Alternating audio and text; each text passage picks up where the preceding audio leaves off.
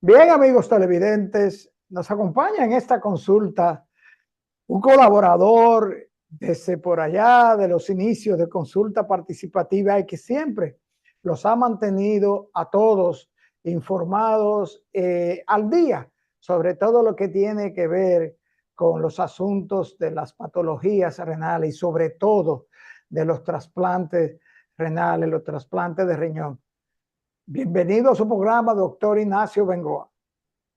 Muchas gracias, Ricardo, por tu invitación. Tú sabes que soy un fiel de este programa, Consulta Participativa, y estamos encantados de poder hablar de las enfermedades renales y de cómo prevenirla y de su tratamiento, que el mejor es el trasplante, como siempre he mencionado.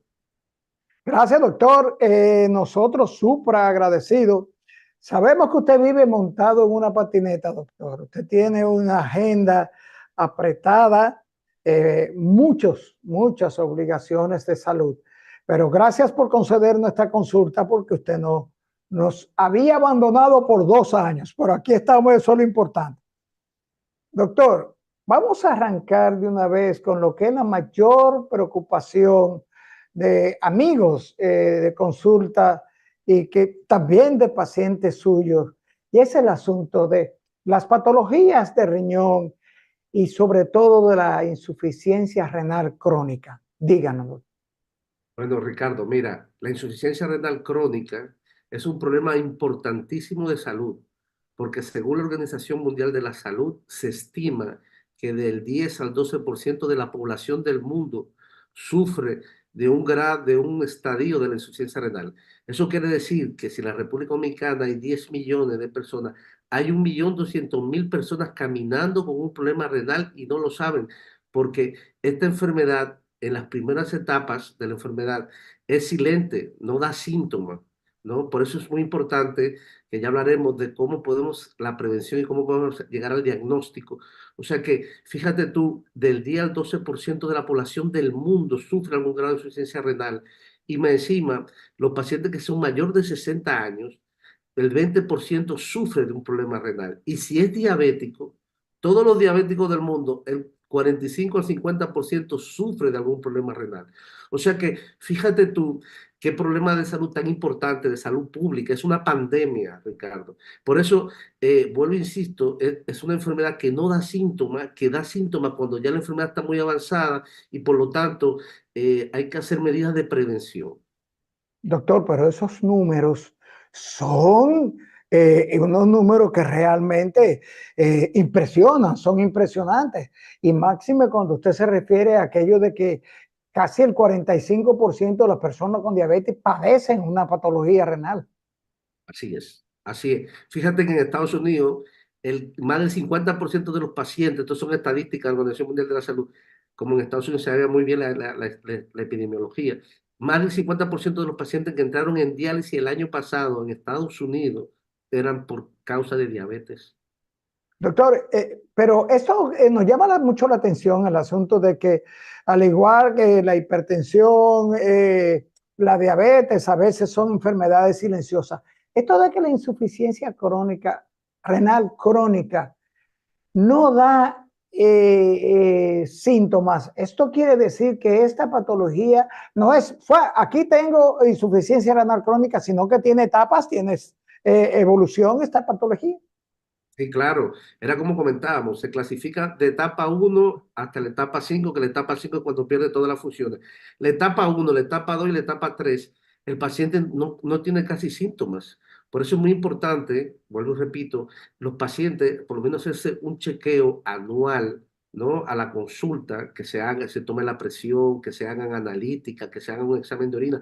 Porque, por ejemplo, Ricardo, si uno se hace unos análisis y tú ves que la creatinina, que es una forma sencilla de medir la función del riñón, está normal, pero si tú si el paciente tiene sangre en la orina oculta, si tiene proteína en la orina, si tiene leucocitos, si tiene una sonografía en la cual hay mucho quiste o una sonografía en la cual hay una mala diferenciación corticomedular, ese paciente tiene un grado de insuficiencia renal y rápidamente hay que estudiarlo para frenar esa evolución y que no termine en diálisis o trasplantado. ¿correcto? Sí, es una enfermedad silente y por eso, vuelvo, insisto, hay que hacer todo lo posible que Salud Pública haga prevención. Los médicos de primaria, atención primaria, el médico de cabecera es muy importante. O sea que en la etapa 1, esto de la creatina, la creatinina, calcios en la orina, leucocitos, esa es una primera señal, doctor, de que hay problemas. Sí, ese es el típico caso de que uno le hace un examen de orina y me dice, doctor, mire, yo tengo como sangre oculta que no se ve, porque la sangre macroscópica es que tú ves que es orina rojo o con coágulo. Entonces tú no se ve nada y entonces en el laboratorio dice hematíes, eso se llama sangre, o hematíes son los glóbulos rojos en el examen de orina, en el sedimento se llama. Y entonces eso es, probablemente está produciendo un problema que generalmente hay que estudiarlo para ver si no es una causa inmunológica, si no es una piedra, si no es un cáncer. Hay que estudiar a ese paciente para rápidamente diagnosticarlo y frenar eso, porque lo que es terrible, Ricardo, es que me lleguen esos pacientes en un estadio final que ya no podemos hacer nada, dializarlo o trasplantarlo, si no mueren. ¿Y en cuál de estas etapas, doctor? Ya que decimos que en esta primera etapa posiblemente el paciente, si no se practica un análisis de sangre, no tiene síntomas, pero no hay ningún tipo de manifestación física que llame la atención del paciente con respecto de que está comenzando o está iniciándose en su organismo un proceso de afección renal. Sí, Ricardo, por eso comentaba que es muy importante y siempre voy a estar insistiendo, porque la medicina es prevenir, ¿no? Se recomienda, Ricardo, estos dos puntos para que la población entienda muy bien, que los pacientes deben hacerse un chequeo obligatorio, los pacientes que tienen riesgo de desarrollar una enfermedad renal. Estos son todo paciente mayor de 60 años, porque el envejecimiento hace que uno se deteriore la función renal, todo paciente que sea hipertenso, todo paciente que sea diabético debe de acudir por lo menos una vez al año a hacerse un chequeo de nefrología, todo paciente que tenga un familiar, Ricardo, que haya caído en diálisis debe hacerse un chequeo, todo paciente que tenga infecciones urinarias a repetición, todo paciente que tenga obesidad, que tenga enfermedad cardiovascular, porque se asocia, tiene que acudir y tiene que ir a hacerse un chequeo para ver que el riñón esté bien, porque si no, si está esa enfermedad oculta y va avanzando, vuelvo y digo, lo lamentable es que lo pillemos tarde y ya no tengamos mucha cosa que hacer porque el riñón no se regenera. Entonces, los síntomas, vuelvo y te digo, son muy inespecíficos y son cuando la enfermedad está muy avanzada. ¿Cuáles son los síntomas? El paciente se hincha, le sube la presión, pierde el apetito, tiene una amargura. Hay pacientes que tienen disfunción eréctil, se levantan mucho a orinar en la noche, se sienten mal, pierden peso, se ponen un color cenizo, tienen una amargura en la mañana, tienen los pies inquietos en la noche, no pueden dormir, tienen un pensamiento lento. Todos esos síntomas que te estoy contando son síntomas muy inespecíficos y es una enfermedad camaleónica. Si el médico no es astuto y va rápidamente y le hace un despistaje para tratar de ver que tiene una enfermedad renal crónica. Bien, ¿me entiendes, Ricardo? Doctor, ¿y a partir o en cuál etapa comienza la necesidad de dializar el paciente? Bueno, generalmente es cuando ya uno tiene un estadio 4 y estadio 5. Estadio 4 es que ya uno tiene un aclaramiento, que es un cálculo que hacemos, que se llama aclaramiento creativo filtrado glomerular, que es un cálculo con la creatinina, la superficie corporal, la edad y el sexo. Hacemos un cálculo cuando está por debajo de 30, se dice, esa clase ya está clasificado en estadio 4. O sea que estadio 4 la fase final o estadio 5, que es cuando el riñón, todas sus funciones se pierden y el paciente va a morir por complicaciones de esa pérdida de esa función. Entonces ahí está indicado o dializarlo o trasplantarlo, porque si no, el paciente va a fallecer. Bien, Ricardo, es importante que la población entienda. Te digo de forma fácil, rápida, las funciones del riñón son uno, controlar los líquidos del cuerpo. Por eso cuando el riñón se daña, el paciente se hincha, le sube la presión, se pueden ir los líquidos donde no se deben ir. Nuestros pacientes se nos mueren por edema agudo del pulmón, se vuelven muy hipertensos, controla el medio interno de la sangre se vuelve muy ácida, hay trastornos electrolíticos, pueden morir por problemas de esos iones en sangre que se alteran y pueden producir arritmia, controla el metabolismo óseo mineral, tiene que ver con que el calcio, el fósforo, la PTH, es un filtro, elimina las sustancias tóxicas, por eso el paciente se va intoxicando con sus propios desechos Y por último, es un órgano hormonal, produce ciertas hormonas, y una muy importante es la eritropoyetina, que estimula la médula ósea y produce los glóbulos rojos. Por eso nuestros pacientes con insuficiencia renal muy avanzada le da una anemia, y esa anemia es por un déficit de esa hormona. No sé Doctor, si te explico un poco rápido para que nos dé tiempo, tú sabes. sí, doctor, fíjese, tenemos un amigo de consulta participativa que nos encomendó esta pregunta y nos parece a propósito de lo que usted señala, muy prudente hacerle. Doctor, este amigo se hizo una operación, una bariátrica, le dicen, Sí. para bajar de peso. Bajó de peso rápidamente. Esto, según él, le ocasionó una anemia, pero en este momento él está siendo dializado, está en procesos de diálisis porque comenzó a padecer de una afección renal luego de la cirugía bariátrica. Wow. Mira, la cirugía bariátrica es una gran cirugía porque no va a corregir ese problema importante de la obesidad. El paciente debe ser muy bien estudiado. Habría que ver cuál fue la causa que lo llevó a insuficiencia renal, ¿no? A ver si se podría corregir. Y si no, pues se le puede ofrecer un trasplante, ¿ok? Estamos a las órdenes, Secanota. Ya si quiere puede pedir una cita para estudiar su caso, porque es curioso. Generalmente los pacientes bariátricos pues son hipertensos, son diabéticos, tienen problemas de colesterol y generalmente esa cirugía, problemas renales, esa cirugía hace que las cosas mejoren. Por eso me parece curioso, ¿no? Que la cirugía haya hecho que caiga en falla renal total. Sería interesante que fuera a estudiar, a ver qué es lo que tiene y ver si se le puede dar una solución. Es importante, Ricardo, decirle, esto sí es importante, Ricardo. Hay una ley, que tenemos una ley que prohíbe el tráfico de órganos, 329-28, y hay una resolución 533-01, que es de octubre de 2021, en la cual hay una cobertura integral para el trasplante renal. Lo que te quiero decir con todo esto, para que la población entienda, es que todo paciente que tenga insuficiencia renal crónica, estadio avanzado, 4 o 5, puede estudiarse para trasplantarse porque el seguro lo cubre íntegramente. Hasta el seguro, digo hasta que es un seguro muy bueno, porque trabajo en un hospital público, hasta el subsidiado de SENASA cubre el trasplante íntegramente. 3,5 millones de pesos le asigna en un año que se renueva al siguiente para poder trasplantarlo. Cubre todo el estudio del trasplante, cubre las complicaciones y cubre el seguimiento con toda la medicación. O sea que es un gran logro y es importante transmitirle a la población.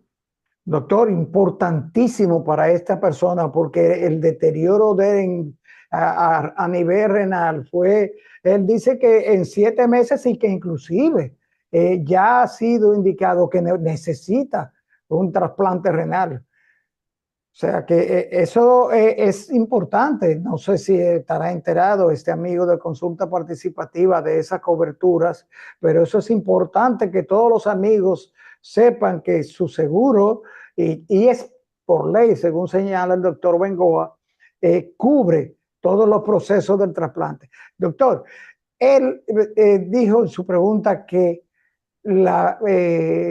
bajar de peso rápidamente y esta cirugía le provocó una anemia. ¿Qué relación tiene la anemia con el asunto de afecciones renales? Sí, mira, te comentaba, la anemia pueden ser de diferentes tipos. Hay una que es carencial. Carencial significa que faltan, vamos a decir, las vitaminas, ¿no? El hierro, con ácido fólico, complejo B, cuando uno tiene una deficiencia que no absorbe bien esos elementos, ¿no? Entonces uno tiene unas anemias que se llaman carenciales. Eso generalmente lo trata en hematología. Hay otra anemia que es de los procesos crónicos, los pacientes oncológicos y los pacientes con insuficiencia renal no producen o tienen una resistencia a la eritropoyetina, que es una hormona que estimula la médula ósea y produce los glóbulos rojos. Entonces, hay una relación completamente igual en cuanto el paciente va teniendo insuficiencia renal en estadio cada vez más progresivo. Esa hormona no se produce y por lo tanto tiene una anemia secundaria, un déficit de eritropoyetina, o sea, en causa de la insuficiencia renal. ¿Correcto? Hay otra anemia que ya también lo ve el hematólogo, que es cuando la médula ósea en sí, que es la máquina donde produce los glóbulos rojos, está deficiente, tiene un problema, que se llama aplasia, que es propio que lo produce. Entonces, ¿Qué es lo que te quiero decir con eso? Que las anemias hay que estudiarlas y hay que ver por qué está haciendo anemia el paciente, ¿no? Porque, ejemplo, las anemias carenciales, el paciente puede tener un sangrado, tú sabes, los pacientes con cáncer tienen sangrado y pueden tener por déficit de hierro, pues se le pone hierro. En fin, que hay que estudiarlo, pero sí, el paciente con insuficiencia renal tiene anemia, una anemia secundaria, un déficit de eritropoyetina.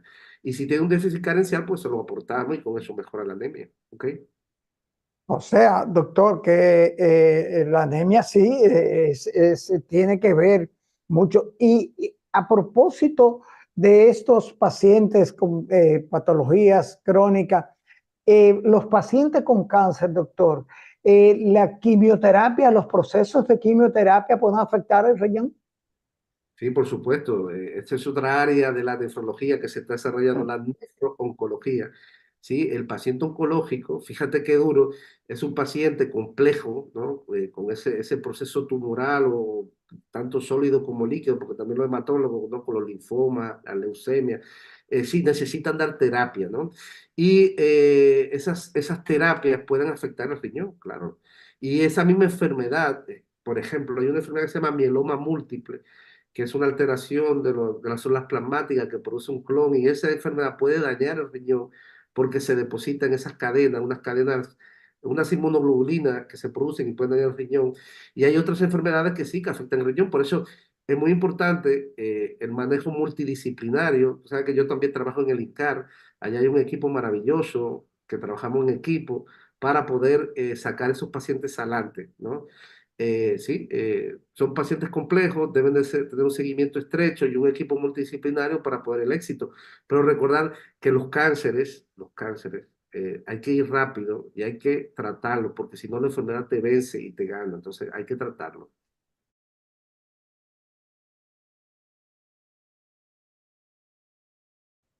Doctor, hay muchas personas que necesitan de un trasplante renal. Hay muchas personas que pudieran donar un riñón, pero también hay mucho temor sobre todo lo que implica la donación de un riñón. Dígale a un posible donante, doctor, ¿cuáles son los riesgos reales a largo o corto plazo que existen para un donante de riñón?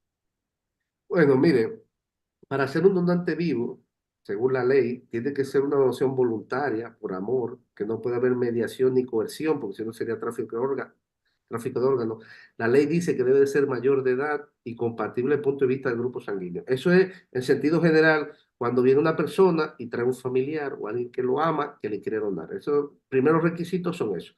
Después, nosotros como equipo de trasplante vamos a estudiar ese paciente para ver que no tenga ninguna enfermedad que a largo plazo lo lleve a que termine en diálisis, porque no queremos dos enfermos. O sea que estudiamos el paciente, se llama protocolo de estudio del donante vivo.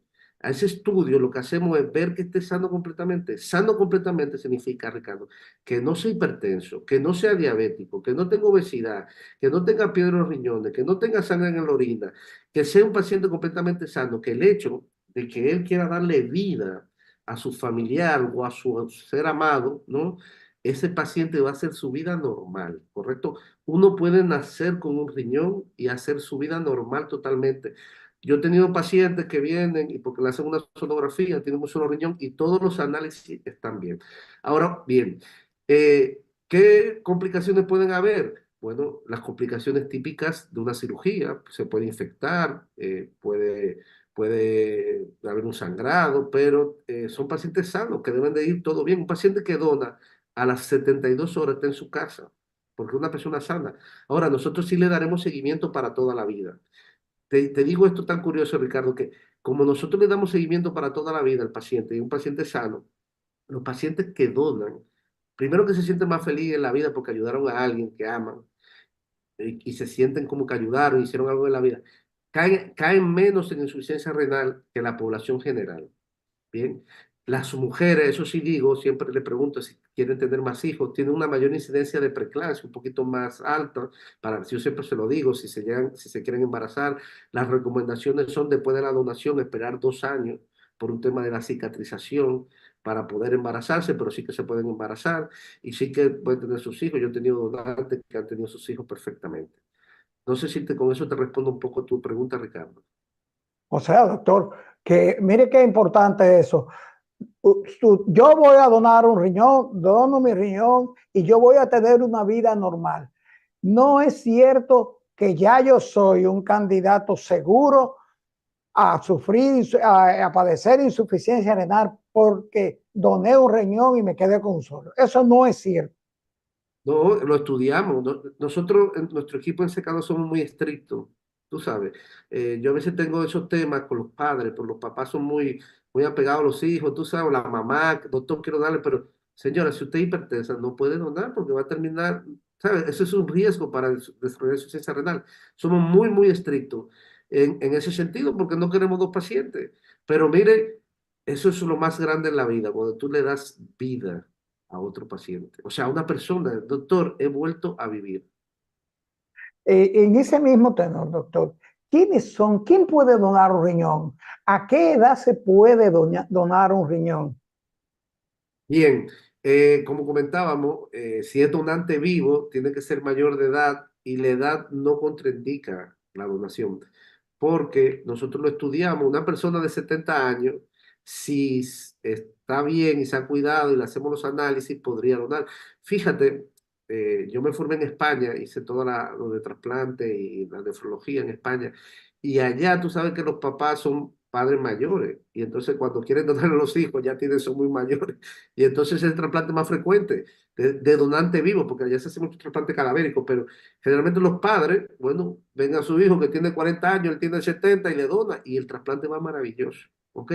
O sea que todo el mundo puede ser donante, déjenos a nosotros estudiarlo y ver si no se puede. Nosotros, obviamente, si tiene algún tema de salud, se lo contraindicaremos, pero siempre tratar de luchar, si no, también en nuestro país existe la lista de espera. Ricardo, tú te estudias, ves que estás apto para hacer un trasplante y puedes entrar en una lista de espera y esperar que te trasplante. ¿Ok?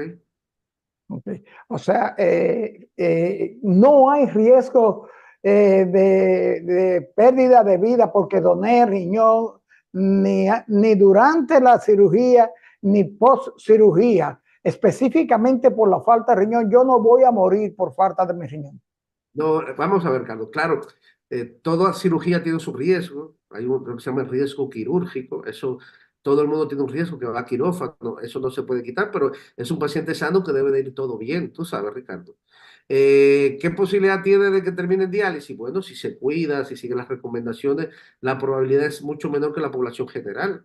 Tú sabes, y le está dando vida a una persona que si, hay muchos pacientes que su salvación, porque no lo hemos dicho, pero lo vamos a decir, el trasplante es la mejor terapia porque el paciente va a vivir más y con mejor calidad de vida y es más barato para la sanidad. O sea que es un logro total. Sí, todo procedimiento tiene un riesgo, Ricardo. Yo no puedo hablar mentira en ese aspecto, pero esa posibilidad de darle vida a ese paciente, si está bien estudiado, pues en un 98% ese paciente va a quedar con una vida normal.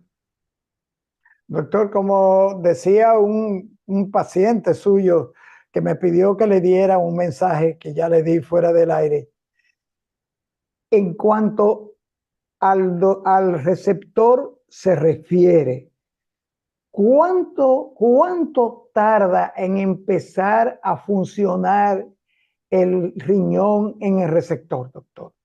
Wow, qué pregunta. Muy bien, Ricardo. Mira, hay, vamos a decir, de los dos tipos de trasplante que existen, que es el donante vivo, que es el que dona en vida, y el donante cadavérico. Los trasplantes de donante vivo, en sentido global, general, tienen mucho mejor resultado, mayor supervivencia del injerto y funciona el riñón mucho más rápido, porque la isquemia fría, que se llama, o isquemia caliente, que es cuando tú clampa y saca el riñón y se lo implantas al otro, ahí en ese mismo tiempo quirúrgico, o sea que y se puede conseguir mayor compatibilidad, los donantes son ideales, o sea que de cara a eso, generalmente los trasplantes de donante vivo, el riñón empieza a funcionar de forma inmediata, o sea, tú lo trasplantas y empieza el paciente a orinar y empieza todo a mejorarse, ese paciente generalmente de los 5 a 10 días se va de alta. El trasplante cadavérico, como es un paciente que fallece y a veces hay un tiempo de isquemia, un tiempo para retirar ese órgano, a veces sufre un poquito más y hace que el riñón pues esté un poco atontado y arranque a, lo- a la semana, a las 2 semanas, a veces hasta la tercera semana empieza y arranca a funcionar el riñón. Por eso nosotros, en los trasplantes cadavéricos, que los ingresos son más prolongados que los de trasplante vivo, hay que estar al ojo, necesitan a veces diálisis hasta que se recupere. No significa que el riñón que le pusimos esté dañado, sino que dure en arrancar, pero sí que si ese riñón a las 2 semanas no ha arrancado, es prudente hacer una biopsia para ver que no tenga algo sobreañadido que haya que tratar. No sé si te queda ahí más o menos respondida la pregunta. O sea, doctor, que el trasplante, una vez realizado exitoso la cirugía, aún este paciente debe continuar dializándose hasta que se confirme o este órgano comience a trabajar a la capacidad deseada, la capacidad vital. Sí, nosotros, sí, Ricardo, lo que quiero decir es que cuando uno trasplanta un paciente es para que sacarlo de diálisis y haga su vida normal, para que todas esas funciones que hemos dicho se integren al paciente y funcionen. Lo que sucede es que a veces, sobre todo el trasplante cadavérico, es que el riñón a veces está un poco tonto y entonces para explicarle a la población y dura un tiempo en arrancar y quizás necesite diálisis, pero siempre el trasplante es para que el paciente deje de la diálisis y haga su vida y se incorpore a la sociedad. O sea, sin diálisis y en su vida normal, ¿ok? Eso es muy importante. Doctor, hay dos preguntas eh, que tenemos acumuladas de pacientes. ¿Es cierto, doctor? Dígale a los amigos de consulta participativa que en el trasplante de riñón al receptor no se le extrae el riñón dañado. Sí, mira, Ricardo, parte del estudio de cuando lo estamos estudiando para poner en lista de espera o para ver que el paciente esté en condiciones, lo que vemos es que si el riñón, ejemplo, tiene, discúlpame, si tiene los riñones muy grandes, hacemos la nefrectomía, pero no, generalmente dejamos el riñón implantado porque no lo hacemos, si no está molestando, y porque sería hacer una cirugía extra, ¿no?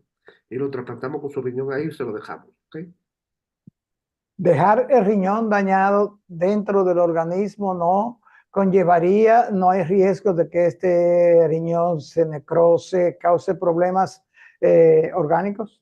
No, generalmente el riñón se atrofia, se vuelve pequeñito y también lo dejamos ahí, no lo quitamos si no molesta, si no tiene infección o tiene alguna complicación que pueda dañar el trasplante, porque todo eso es parte del estudio antes de trasplantarlo, porque por ejemplo, cuando nosotros hacemos el trasplante, ponemos el riñón del donante, ¿no? Y ponemos el uréter y lo implantamos a la vejiga, el uréter del tubito, lo implantamos a la vejiga con una técnica de reflujo, pero a veces puede haber un problema en ese uréter, se pincha el uréter o no le llega una vascularización adecuada, se puede necrosar, que se muere, y podemos usar ese uréter y, tú sabes, abocarlo, implantarlo al uréter propio, o sea que tenemos una vía urinaria del paciente, por eso tampoco lo quitamos, o sea que tenemos algunas técnicas que nos pueden ayudar, ese riñón que está ahí, nos puede ayudar como vía alterna urinaria para poder arreglar algún problema en el transquirúrgico que surja con el paciente. O sea que eso todo lo valoramos. Por eso te digo, el milagro del trasplante es un equipo multidisciplinario que trabajamos en equipo. Multidisciplinario significa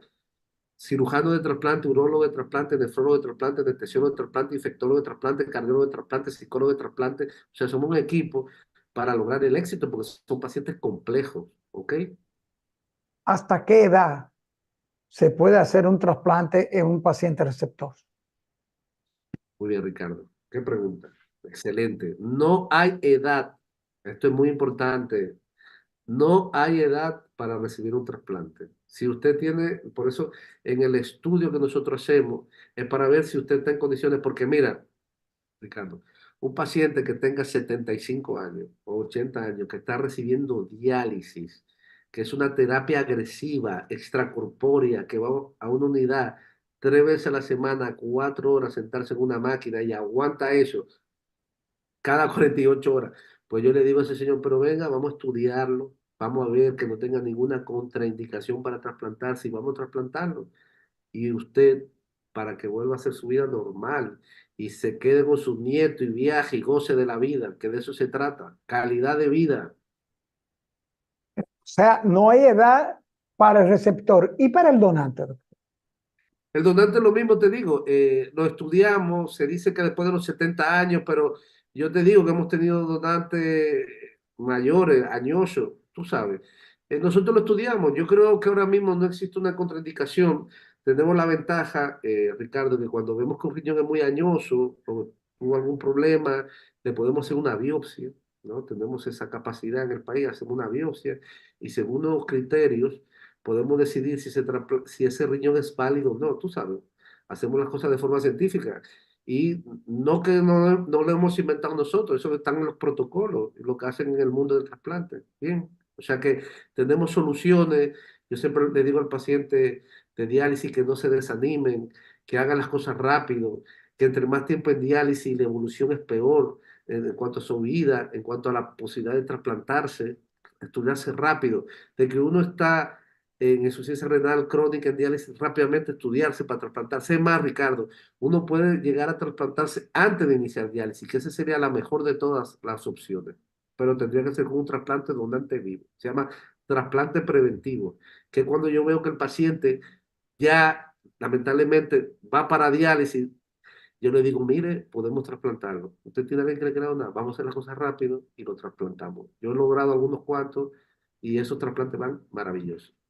Doctor, usted hablaba de las coberturas. Gracias a Dios y a la ley, la legislación, ya las ARS, los seguros de salud, como se le dice, los seguros de riesgos de salud, pues son cubiertos el asunto de los trasplantes de riñón.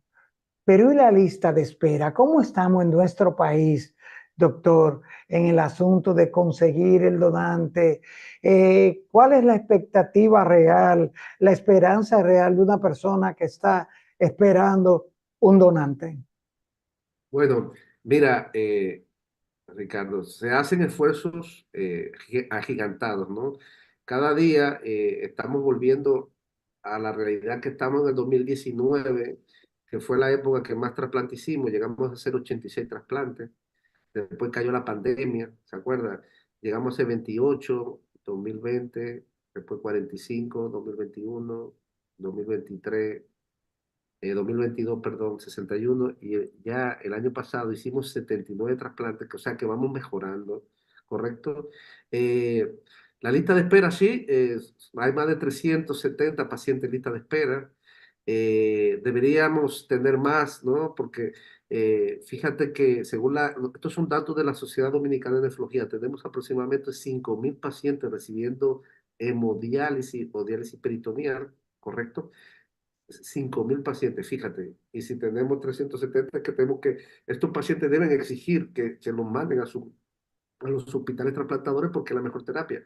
Y después, una cosa más llamativa, y era lo que te comentaba, que tenemos demasiados pacientes con insuficiencia renal. Se estima para un país como el nuestro que tenemos 200 pacientes por millón de habitantes que van a caer en insuficiencia renal crónica terminal y que van a necesitar diálisis o trasplante cada año. O sea que tenemos 5.000 pacientes que están ahí recibiendo terapia y todos los años, si somos 10 millones y son 200 por millón, tenemos 2.000 pacientes todos los años que entran en ese estado. O sea que, fíjate tú. Pero sí, lo importante es decirle a todos los pacientes que hay una cobertura integral. Vayan, estudiense, si no tienen donante, existe la lista de espera, estamos trasplantando, el año pasado llegamos a hacer, como te comentaba, 79 trasplantes, esperamos este año superar los 100 e ir subiendo, ¿no? Ese es el objetivo. Doctor, finalmente, el inicio de diálisis en un paciente significa que irremediablemente finalizará necesitando un trasplante. Mira, yo siempre digo, si es una insuficiencia renal crónica, que ya el riñón ha perdido sus funciones y que no es recuperable, va a necesitar diálisis o trasplante, si no, va a morir. Ahora, hay condiciones, generalmente en hospitales, en pacientes graves, que se llaman insuficiencia renal aguda, ¿no? Y que ese paciente se puede recuperar. Por eso, el paciente hay que estudiarlo, ver y ver en qué situación está. Pero si es una insuficiencia renal crónica, lamentablemente, hasta el día de hoy, el riñón no se regenera Por lo tanto, esa pérdida de esa función va a comprometer la vida y vamos a necesitar una terapia de sustitución. Hemodiálisis, también está la diálisis peritoneal, que es otra técnica también muy buena, que se pone un catéter y se hace una diálisis, que esa se hace en la casa, y está el trasplante renal. Eso es lo que hay lamentablemente hasta el día de hoy. Esperemos en el futuro, hay varios estudios con células madre, están los trasplantes, los xenotrasplantes, que están haciendo muy famosos, lo de cerdo, que me decía un paciente, bueno, aquí los cerdos no los comemos ripiados. Eso también, hay una esperanza, ¿no? Estamos viendo, nada, estamos ahí encaminados, esperando que la ciencia siga avanzando y a ver si le podemos dar luz a todos estos pacientes que tienen este problema renal y que yo sé que lo pasan mal. Doctor, gracias. Se nos acabó el tiempo y nos están haciendo más señas que un queche al piche. Gracias, doctor. Como siempre, estas consultas con usted son tan edificantes y tan orientadoras que por eso es que le pedimos que no nos abandone. Pues yo estoy siempre que ustedes quieran, estamos a disposición y gracias a ustedes por ayudar a crear esta cultura de donar. Gracias, doctor.